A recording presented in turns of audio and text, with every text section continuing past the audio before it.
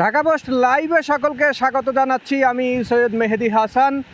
আমি এই মুহূর্তে যে স্থানটিতে দাঁড়িয়ে রয়েছি, আমি কিন্তু 3 ঘন্টা আগেও সেই একই স্থানে দাঁড়ানো ছিলাম। 3 ঘন্টা আগে নদীর পাড়ে ছিলাম, এখন কিন্তু আমি লোকালয়ে। দর্শক, আপনারা দেখছেন যে আমার পায়ের কাছ থেকে কিন্তু পানি ইতিমধ্যে লোকালয়ে প্রবেশ করা শুরু করে দিয়েছে। আবহাওয়া অফিস থেকে যেটি জানিয়েছে যে প্লাবনের মাত্রাটা কিন্তু বাড়বে, আমরা কিন্তু তা দেখতে পাচ্ছি। আপনাদেরকে একটু যদি দেখাই যে কীর্তনখোলা নদীর চিত্র, কিছুক্ষণ আগে কিন্তু এখানে কীর্তনখোলা নদী কিন্তু এত উত্তাল ছিল না, স্বাভাবিক ছিল অনেকটা, তবে কিছুটা ঢেউ বেশি ছিল। কিন্তু সময় বাড়ার সাথে সাথে একেবারে উত্তাল হয়ে উঠেছে কীর্তনখোলা। আমরা আপনাদেরকে দেখাচ্ছি যে বেড়িবাঁধটিতে দাঁড়িয়ে আপনাদের সাথে যুক্ত হয়েছিলাম 3 ঘন্টা আগে। সেই বেড়িবাঁধটি কিন্তু এখন একেবারে তলিয়ে গেছে। আমরা ওই লাইভে এখান থেকে কমপক্ষে 5 থেকে 6 ফুট নিচে ছিলাম। ইতিমধ্যে কিন্তু পানি চলে এসেছে এবং বেড়িবাঁধ অতিক্রম করে কিন্তু পানি লোকালয়ের দিকে প্রবেশ করছে। দর্শক, আমাদেরকে আবহাওয়া অফিস থেকে কিন্তু জানিয়েছে যে 10 নম্বর মহাবিপদ সংকেত, এবং আবহাওয়া অফিস উদ্বেগের সাথে এটিও জানিয়েছে যে সন্ধ্যা 6টা নাগাদ কিন্তু আঘাত হানবে খেপুপাড়ায়। দর্শক, আমরা আপনাদেরকে যে তথ্যটি জানাতে চাই, যে উদ্বেগ জানিয়েছে আবহাওয়া অফিস থেকে যে 6 ফুট বা তারও বেশি প্লাবন হতে পারে, তা কিন্তু ইতিমধ্যে প্রত্যেকটা নদীর পানি বেড়ে যাওয়ায় তারই কিন্তু চিত্র স্পষ্ট হয়ে উঠেছে। আমরা যে স্থানটিতে রয়েছি এটি হচ্ছে বরিশাল বিভাগের মধ্যে তুলনামূলক উঁচুতম স্থান। সেই উঁচুতম স্থানেও কিন্তু পানি, কীর্তনখোলার নদীর পানি বেড়ে গিয়ে একেবারে লোকালয় এবং মানুষের ঘরে প্রবেশ করতে শুরু করেছে। তবে এর বাইরে যে নিম্নভূমি রয়েছে, খেপুপাড়া, কলাপাড়া এবং অন্যান্য অঞ্চল যেখানে রয়েছে, সেখানে কিন্তু এর থেকে আরও ভয়াবহতম চিত্র দেখা যাচ্ছে। আবহাওয়া অফিস থেকে যেটি জানিয়েছে, সন্ধ্যা 6টা নাগাদ কিন্তু আঘাত হানতে পারে মহাপ্রলয়ঙ্কারী ঘূর্ণিঝড় রিমাল। বিভাগীয় প্রশাসন থেকে কিন্তু জানিয়েছে যে বিভাগীয় প্রশাসন সর্বাত্মকভাবে প্রস্তুতি নিয়েছে যে এই ঘূর্ণিঝড় এবং ঘূর্ণিঝড় পরবর্তী পরিস্থিতি মোকাবেলার জন্য।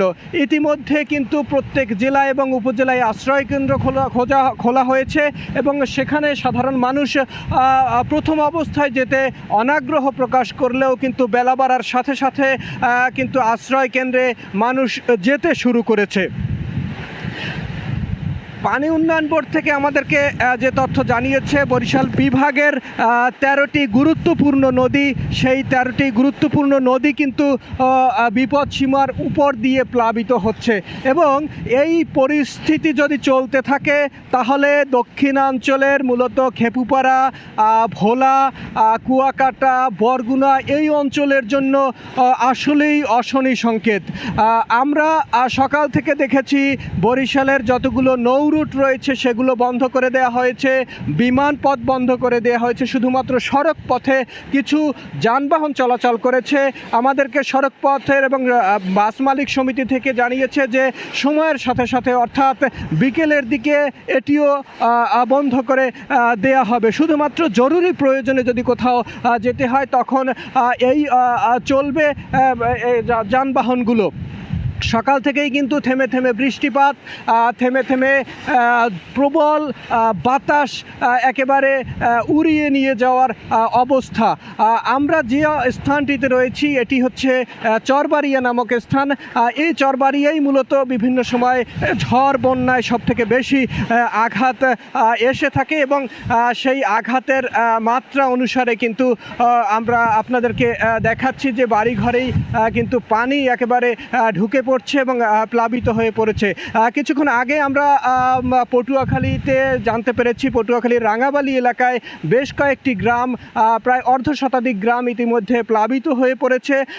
এছাড়াও বরগুনায় কিন্তু সকল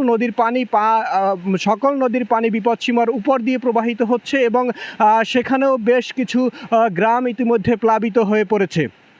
যদিও সেখানকার স্থানীয় প্রশাসন থেকে জানিয়েছে যে আপৎকালীন অবস্থার পরিস্থিতি মোকাবেলার জন্য তারা সার্বিক প্রস্তুতি গ্রহণ করেছে, তবে সেটি কতটা এই সময়ের জন্য মোকাবেলা প্রধান হয়ে উঠবে তা কিন্তু স্থানীয়দের মাঝে বেশ আলোচনার তৈরি করেছে।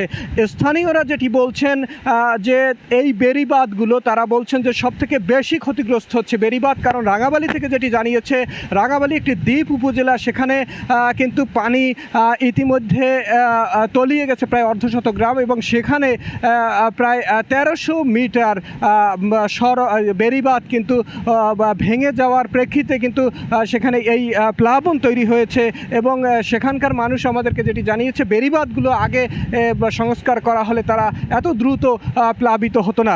তবে আবহাওয়া অফিস থেকে যে তথ্যটি দিয়েছে যে সন্ধ্যা 6টা নাগাদ খেপুপাড়ায় আঘাত হানতে পারে। যদি আঘাত হানে সবথেকে খারাপ পরিস্থিতির মুখোমুখি হবে এই অঞ্চলের মানুষ, কারণ সব সময় ঝড় বন্যায় সবথেকে বেশি ক্ষতিগ্রস্ত হয়ে থাকে দক্ষিণাঞ্চল এবং দক্ষিণাঞ্চলের উপকূলীয় অঞ্চলের মানুষ।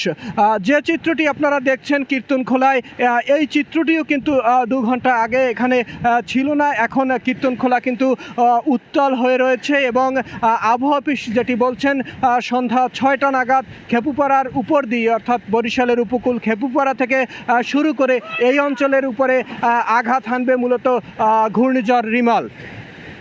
বরিশাল থেকে এই ছিল আমার কাছে সর্বশেষ।